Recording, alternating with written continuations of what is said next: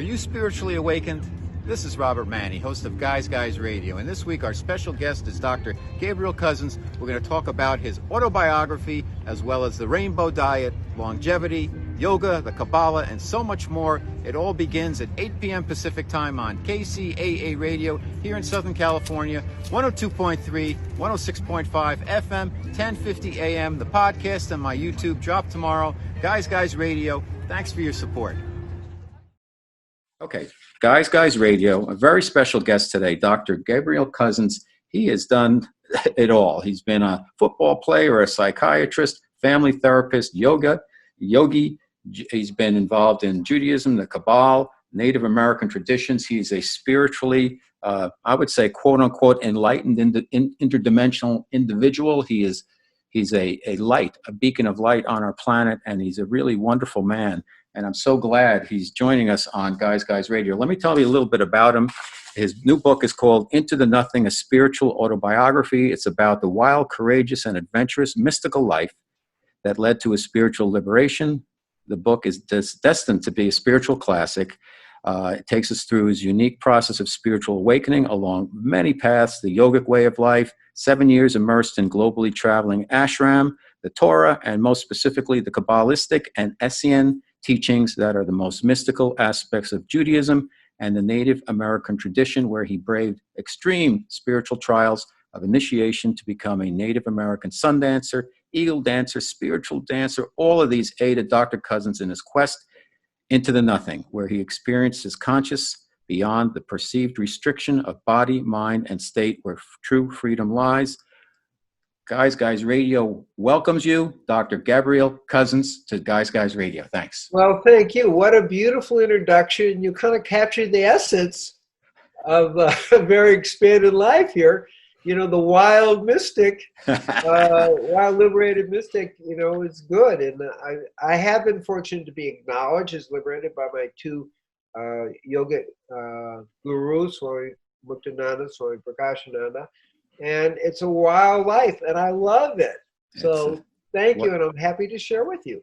Thank you so much. What a journey you've been on. So let's get started. I'm reading your book, and throughout it, there's a lot of mention of living kind of a natural life, eating proper diet. You're very big on live foods, right, raw foods, eliminating alcohol, meat, and even drugs like, recreational stuff like marijuana, because they could create, I guess, openings for entities. Talk to us a little bit about your healthy regimen and why it's important to kind of clear out of that other stuff over time, whether it's meat or alcohol or ayahuasca or whatever. Because a lot of people think, oh, I need ayahuasca, I need to be tripping or whatever as part of my spiritual experience. I've never thought that to be the case. But I didn't think that there were dangers really with some recreational cannabis or things like that. But apparently they do create openings for entities. And for our listeners, what is the danger of these entities, and how would somebody even know that they have something that's come in and kind of grasped onto them? So that's not a small question. It's a great question, very sophisticated question. But let me give you an example of how it works. So I'm in India, my whole family's there. We're walking past a field, and every time we walk past this field, my 5-year-old daughter starts crying. She's very sensitive. So this goes on for a week, like, what's going on? I go to Muktananda, Swami Muktananda, and he says, well, there's a demon in the next field, and it's aggravating your daughter. Oh, so here's what you do. You're going to have to go out in the field. You're going to have to confront the demon, and here's some chants and mantras to do. I do it. I go out there. I mean, this is not my game plan, right? Sure. And I'm confronting this demon in this field, and I banish it. Okay. My daughter's fine. After that, fine. Everything's perfect. So, okay, there's experience in the yogic world. But then I go into more Kabbalistic world, where you do a lot of this kind of entity or demon removal. Okay, so I actually began doing this in the mid-70s. I've been doing it for 28 years, 30 years.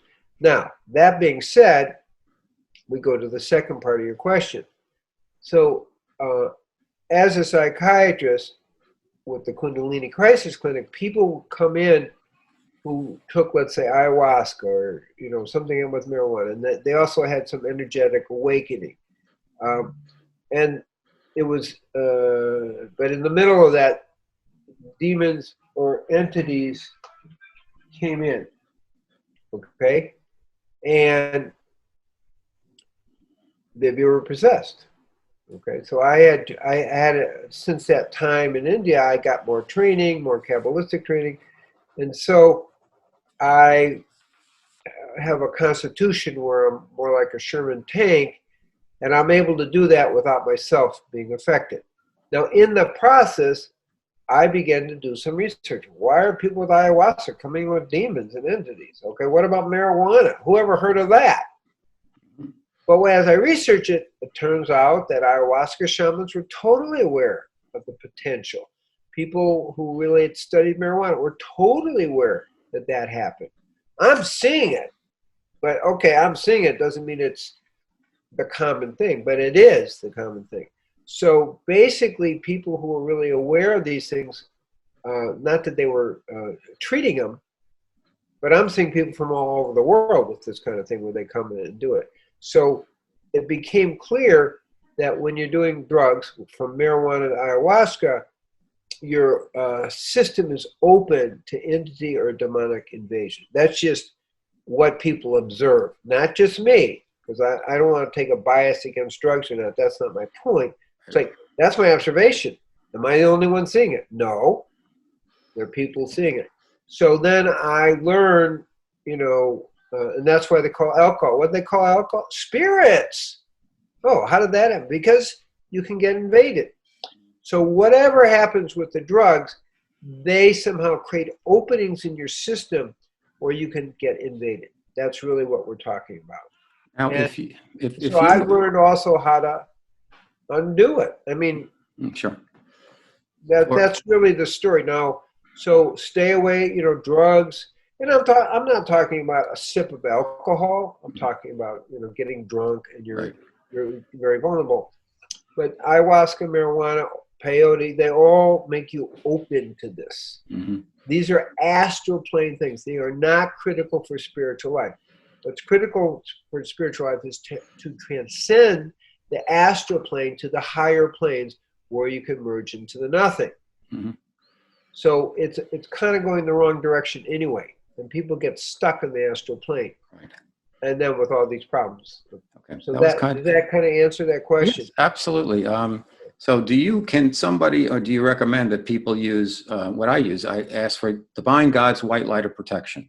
I do that throughout the day for different situations, for different opportunities, whatever, and I find it works. So would that work if you took a couple of cannabis gummies and said, before that, I ask for Divine God's white light of protection around it while I do this, and maybe I can, with the opening, get something positive out of it, an insight or something like that, because my mind's not cluttered up? Or is that just a bad idea?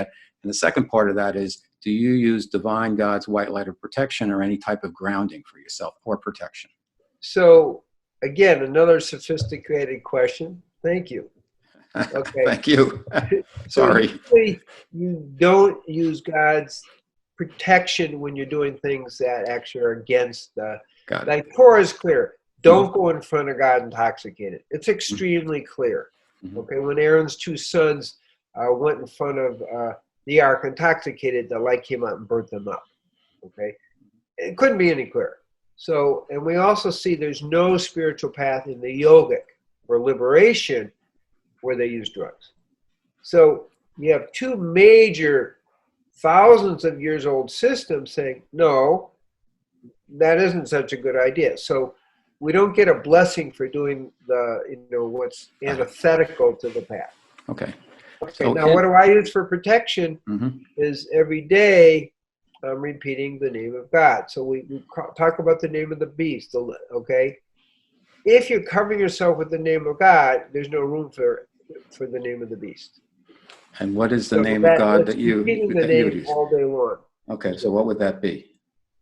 Well, in the tradition I'm using, because it deals more specifically, Kabbalah? it's the Tetragrammaton. It's the name of God that Moses received from the burning bush, but it's also what Abraham had, but wasn't public.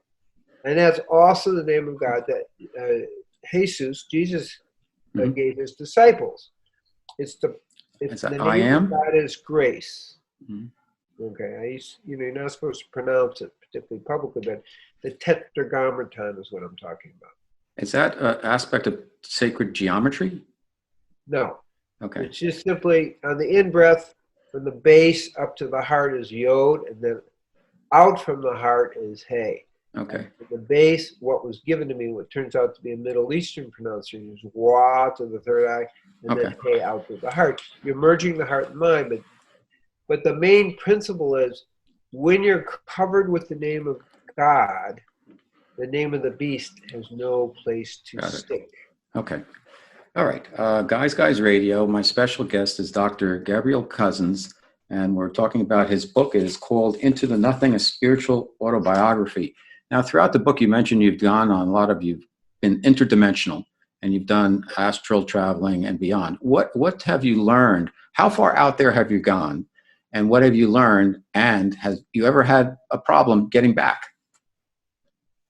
No.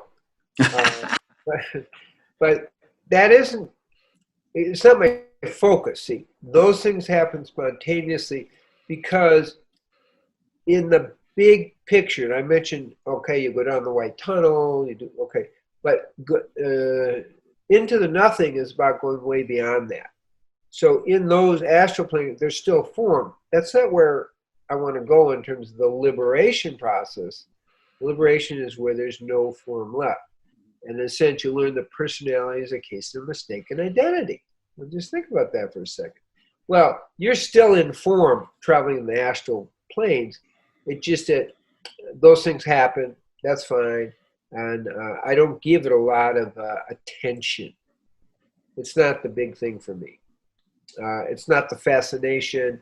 It really is things happen. But the trap, because I see it as a trap, is to get stuck there and get fascinated by that world when our point is to go way beyond that, beyond the mind, into the nothing, where there's no you left. Now that's the ultimate merging back with God.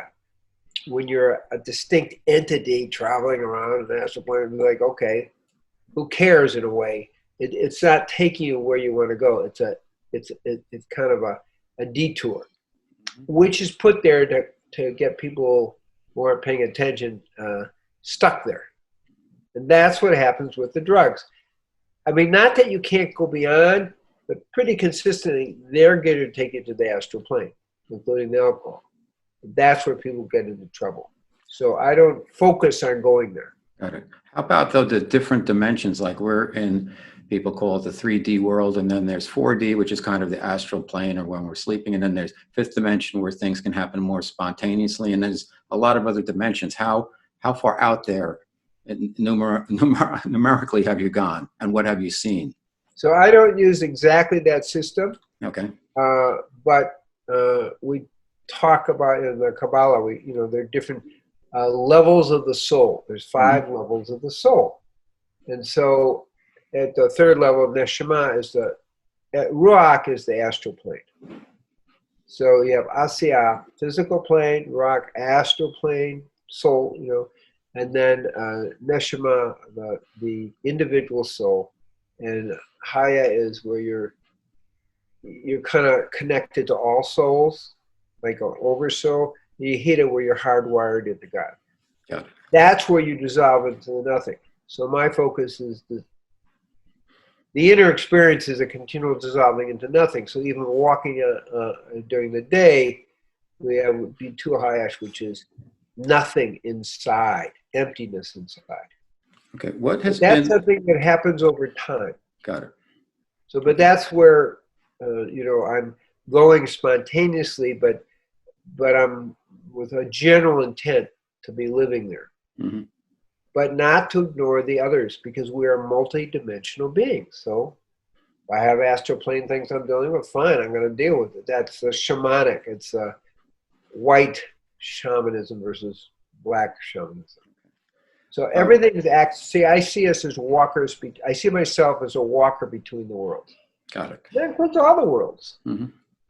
What has been, Dr. Cousens, your biggest challenge that you faced in all of your work and your journeys, your spiritual path? Have you ever run into something that, wow, this is something I didn't expect. This is something I'm not sure how to make my way through. I'm sure you've encountered some of these things. Well, again, you're asking very good questions. Thanks. It's all about into the unknown. There's nothing that isn't about lack of, you're not doing it for security. People do, oh, I'll be secure and safe. No, that doesn't work. So life is a journey into the unknown. Now, we can do it consciously or unconsciously. So challenges come up on every single plane. Mm-hmm. Period. That's just what happens. Now, what I teach in my book, Into the Nothing, is to see all life's experiences as an opportunity to go spiritually. So when something comes at me in some way, I'm always taking, like, what am I going to get from this? How am I going to grow from this?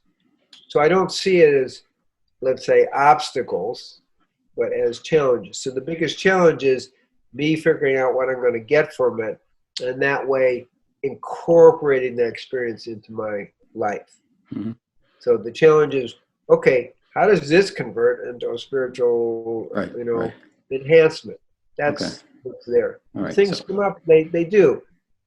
You get psychic attacks, or have you been challenged along the way? Because a lot of times when, things are drawn to the light, and if you're on this path, a lot of times from my experience and talking to other people, entities kind of come at you now and then, and you have to be prepared. Yeah, but again, when you have the name of God, there's no entity that can stand in front of you. Got it.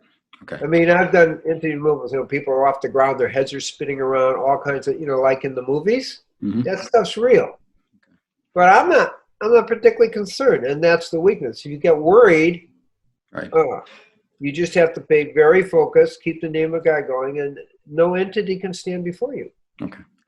Now, diet, living a clean life and being on the spiritual journey, you stress that diet and what you consume is so important, and longevity, particularly for the boomers out there listening, is such a key concept now. People want to live a long time. You are 77. You look fantastic. I do like 75 push-ups a day. I'm a boomer, and I'm very proud of myself. You're like doing 1,000. So talk to us about the importance of diet, how your diet has evolved over time, and how do you stay in such an amazing shape? And you look young. You look good. How can we reverse that aging process? So in 1975, after receiving, again, the awakening of Kundalini, your Shaktipat from Swami Mukhananda, he blew into my mouth. The energy went into me. It's not the usual way he did, but that's what he did. I went into the nothing for the first time in my life. I came back down, and a little voice rang out and said, you should eat and live in a way that supports the Kundalini. So I began, 1975, doing research. What's the best diet that supports it?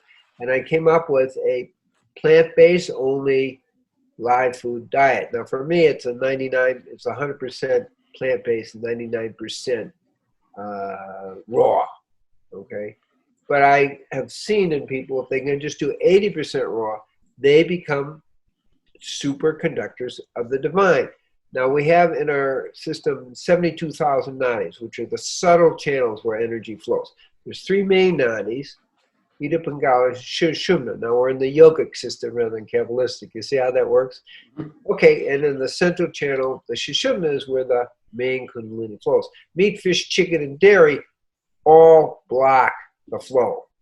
And people self-medicate, if they're out of control with Kundalini, with meat, fish, chicken, and dairy. So that's where I said, okay, well, that obviously is not what you want to do. I wasn't brought up in a vegan family or even a vegetarian family. It's just like, okay, the little voice said, learn. So I'm going to learn. So I wrote my first book in 1986, Spiritual Nutrition. Yes, classic. Yep. Yeah. The point I'm making is, when you eat this way, you become a superconductor of the divine. But you can't eat your way to God. Caveat, right? So people get focused on diet as everything. No, diet is one of the pillars. You want to be healthy? Okay, yes, I do 1,000 push-ups 3 times a week. Okay, and I do 80. Well, I've hit 100 pull-ups, but I do 80. when I was captain of undefeated football team in college at the age of 20, okay, I could do 70 push-ups and 7 pull-ups. Obviously, something's happened where I've gotten stronger, more flex. Oh, and I couldn't even touch my toes, and I could not even cross my legs. So I can sit in full lotus for 2 hours. Well, how'd that happen? Well, when you go on this diet and you practice, you do the yoga, you can get more flexible and get more strong with age. It's just what happens. You have to work harder, but that's okay. And what else is important here? So basically, the diet is part of supporting it. I do yoga 6 times a week. You know, I'm going to do pranayama, breathing exercise 6 times a week. I always rest 1 day a week. And so you see where I'm saying here. So, Yep. so it just unfolded, and then I discovered you get younger. That wasn't the goal. Mm-hmm. I'm not into anti-aging. I'm into living fully. Right. And again, well, what I said is all I've ever learned from life is from meditating, playing football, and sacred relationships. Right.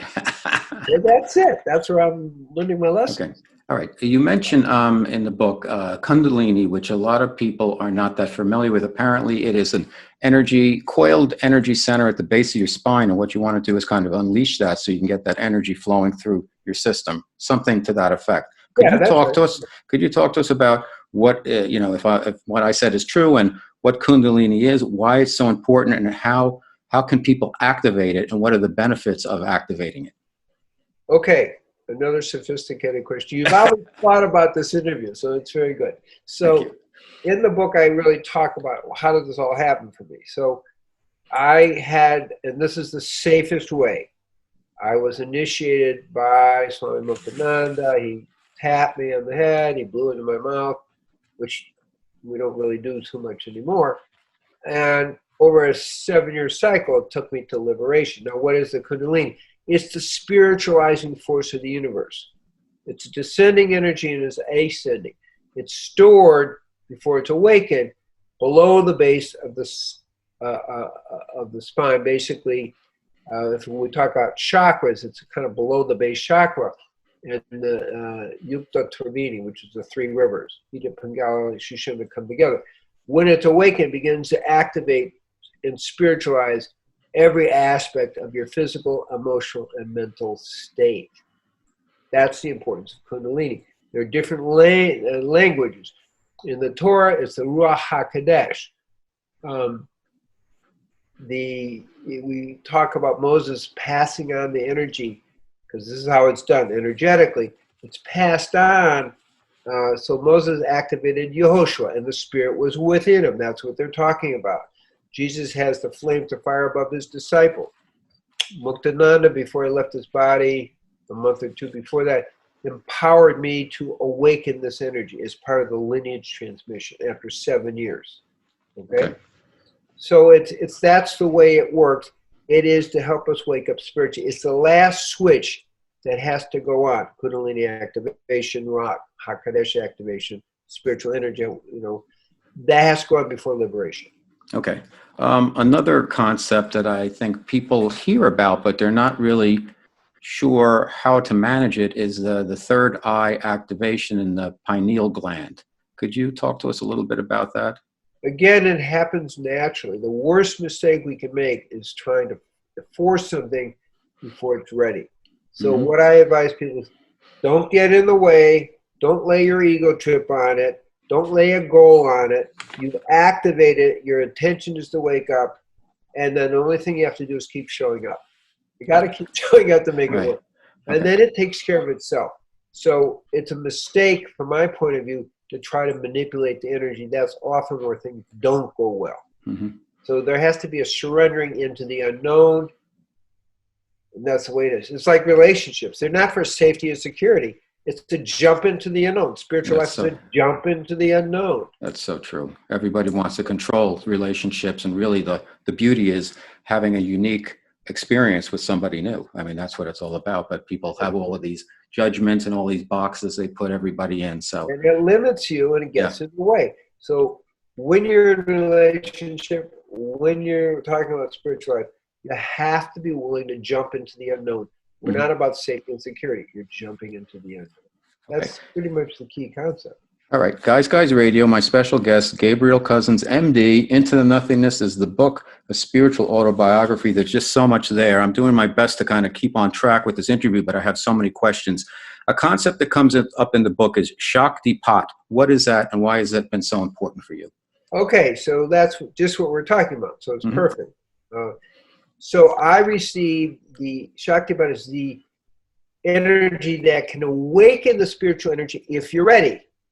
Okay, not everybody's ready, so you don't want to force it. And Shaktipat then is, or in the Hebrew tradition, we call Haniha or Smikma Shefa. Traditionally, okay, they don't really understand what it is now, but traditionally. And that is the energetic force that can actually awaken your energetic potential so it becomes a kinetic potential. It's no longer potential, it becomes kinetic. So when I received Shaktipat, with the touch of blowing them out, then that energy awakened. And then that was the start of the final part of a movement towards self-realization. So that's what it is. And it's called different things and different things. It's there, it's universal with different names. Okay. At the beginning, we talked about, your path went from football to psychiatry, family therapy, yoga, Judaism, Kabbalism, Native American traditions. What were the kind of the highlights if you're building this spiritual path? What did you get out of each one of those? What was kind of the standout thing for you? Because not all the listeners out there are going to be able to go through all of that. I'm just curious as to okay, so you got what I can understand what you got out of football, and then you moved to family therapy, and then yoga. You did a deep dive there with some really great teachers, and you learned a lot of meditation and breathing, and then you did the Kabbalah, and then the Native American tradition with the Lakshmi at the end. That was like, wow. So how did that all kind of add up to create who you are? First of all, I can't take responsibility for choosing all this as if I knew what I was doing. Okay. So the best I do in my life is link my will under God's will. So I felt myself being led. Okay. So I'm four years old. I want to be a doctor. No one in my family has ever been a doctor. It's like, what are you talking about? But I followed that. I became a doctor. And when I was 8 years old, I was having visions of people in white robes and so forth.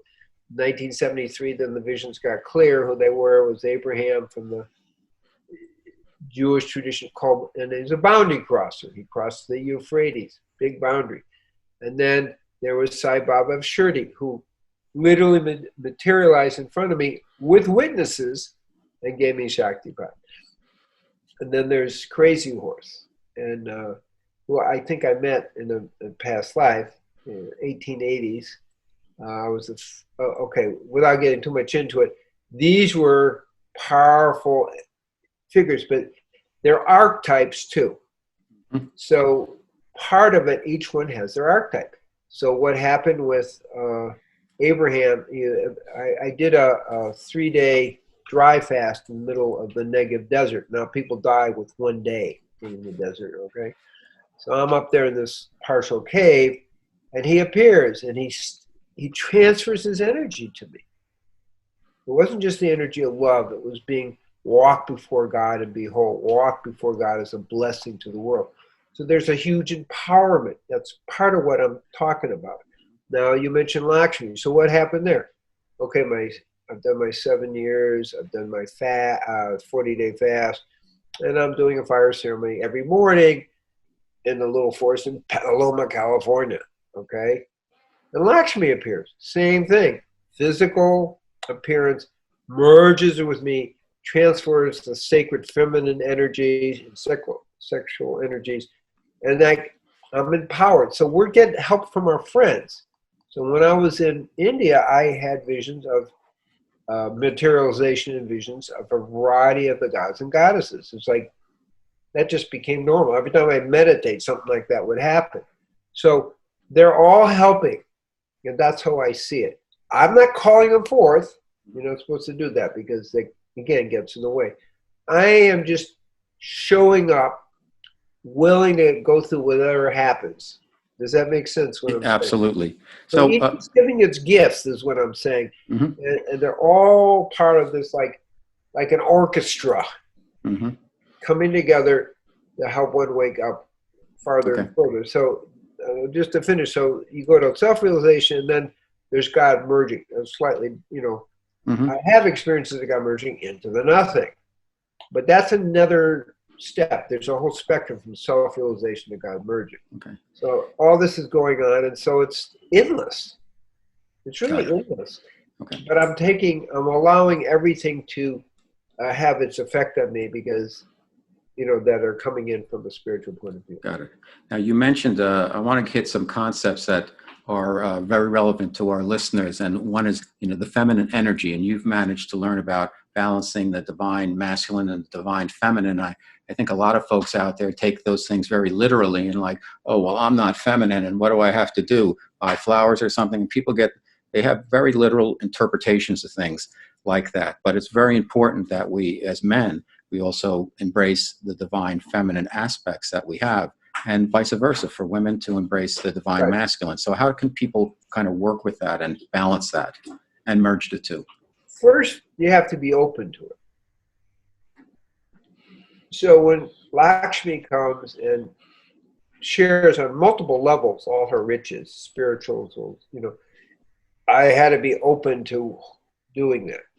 So there was that. The inner is being open to all those qualities, what we call feminine. Now, in some African places, I do a lot of humanitarian work. Some African places, the women do the drums. In some African places, the men do the drums. So we get a little confused about assigning things. So I like the thing is embracing all of life. We have those qualities within us. We call that feminine. We call that masculine. But when you look at the whole picture, it's embracing all of who you are, and so it's a unity that happens when you accept what we label as sacred feminine, what we label as sacred masculine, but they're really all one. But it's embracing that.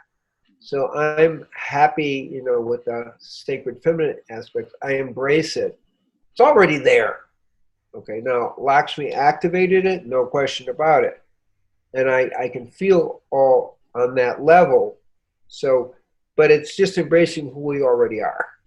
Got it. Okay. Well, we call it unifying, but it's already there. Mm-hmm. Okay. Guys Radio, again, my special guest, Dr. Gabriel Cousens. The book is Into the Nothing, a Spiritual Autobiography. We're touching on all different types of concepts that are in the book, and there's so much more. You have a very important section about, you mentioned free will, and you had a really great YouTube video about free will with a nice meditation that I did this morning.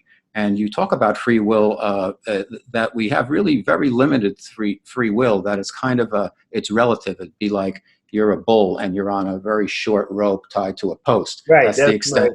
That's the extent of our free will, because there is a divine plan, divine will. And as part of your answer, and forgive me for throwing another multiplex kind of question, but what is divine will, and why don't we have the free will that people think we have? Okay. So, yes, it is a question. So let's start. I'm going to start in a simple metaphor. God's will is that we're given a movie theater, and our free will is to get to pick the movies that are put in that movie theater. Okay, so there is a little free will, but that's only on the physical plane. On the higher planes, there's only God's will unfolding. Our task is to align our ego will with God's will. And so that's really the answer to the whole thing. Now, the free will, we need to grow spiritually. Because if you have choices, this is going to take me to the dark side, this is going to take me to light, you have to make that choice. Now, you make a choice to go to light, and it gets easier and easier to keep choosing that direction, then you get to evolve spiritually in a let's say, a healthier and a more holistic way.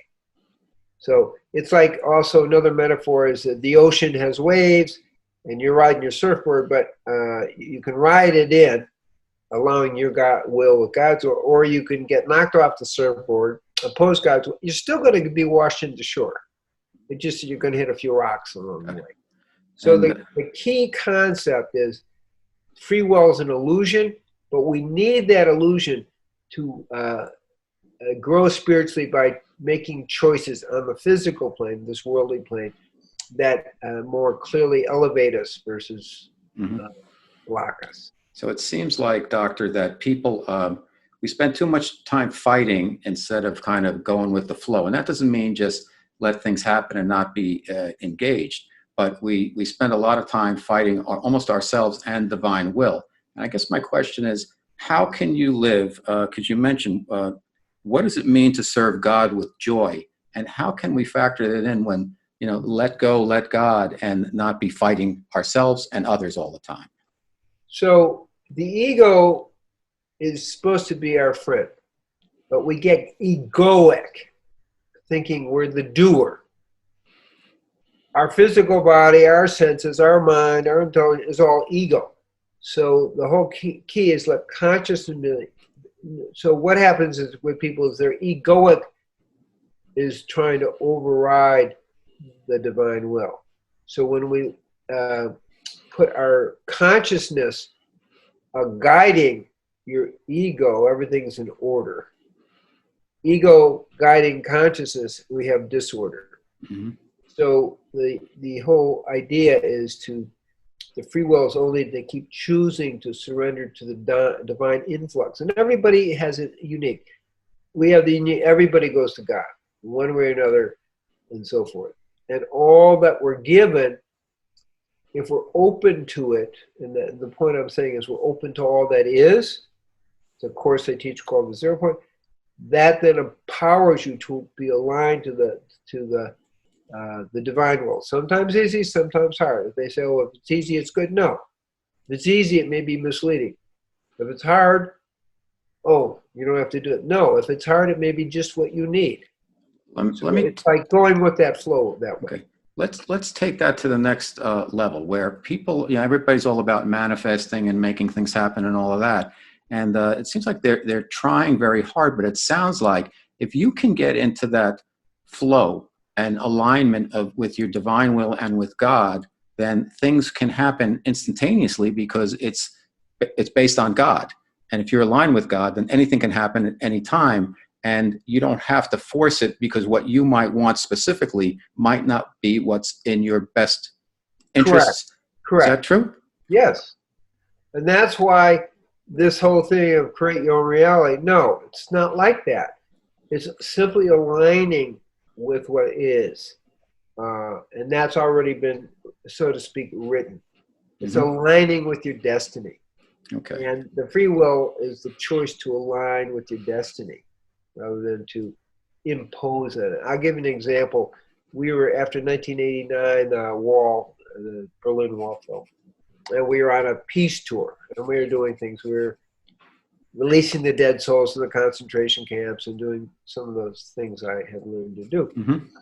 Okay, we come down for breakfast, and one of the ladies, Carolyn, she says, I created this breakfast. Well, not really, Carolyn.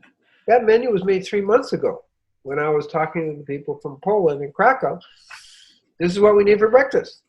All you did was tune in to what already was planned. You tuned into the, analogy, the divine will. You didn't create it. You were a co-creator only because you tuned in and cooperated. You came down for breakfast. So what would be the best tip for people to get them to take that first step to be able to be more tuned into God and be able to allow things to happen and not be like, I wanted it this way? Because a lot of times, as you know, people not only want what they want it a specific way instead of being open to the myriad of wonderful things that can happen that could far exceed any specific thing that your ego is saying, I need this that way on this timetable. Right. So the key is know you're not in control. You do the best you can. It's a Taoist teaching. You let go knowing it's forever out of control. Once you kind of get that, if you think you're in control, then it gets in the way all the time. So once the Taoist teaching is the master lets go knowing she knows that things are forever out of control. So if you know it's not in your control, it takes all the pressure off you. All you have to do is try to be in alignment with that folding. The minute you think you're in control, that's where everything gets out of whack. And I think that's probably the best way to look at it. It's kind of an attitude of how we approach the world. Mm-hmm. Okay, a couple questions and then we'll wrap. But fear is another concept that so many people are rife with these days in particular, and it's being kind of sold to us by media and everything else that's out there. How and you don't experience fear, as you say in your book. How did you overcome fear, and how can people overcome fear? So what I said in the book is that when you're aligned with the truth, there may be some fear there, but love and courage helps you kind of not be affected by it. So in a relationship, people are afraid of intimacy. Okay, I've been hurt, my family's been hurt, my family origin, on and on, right?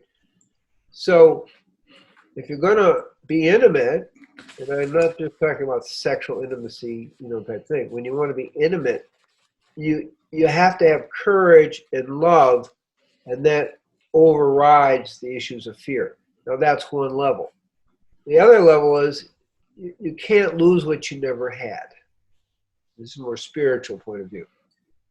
So what are you afraid of? You never had a body. You never had this. You never had that. So you can't lose what you never have. And once you understand that, it's like life gets easy because there's nothing here that's yours. Got it. Last question, Dr. Cousens. What's next? What's next for you? I want to compliment you. Oh, Very good questions. Thank you. Well, I do my best to really get involved with my guests because I only bring guests on whose work I think is important that can help people. So thank you for being here. What's next for you? You mean you've done so much and you've been on this path and you feel great. I feel your energy. What's next for you, Dr. Cousens? Presently, I've been guided to move to Israel. Okay. And at the end of November 2020, we're moving to Israel. We live there part-time, but now it's full-time. There's something there, and this is really how it works. I don't know what's going on. I know I need to go there, okay?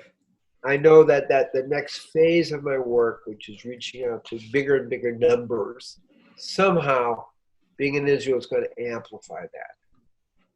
That's kind of honestly the best I can do.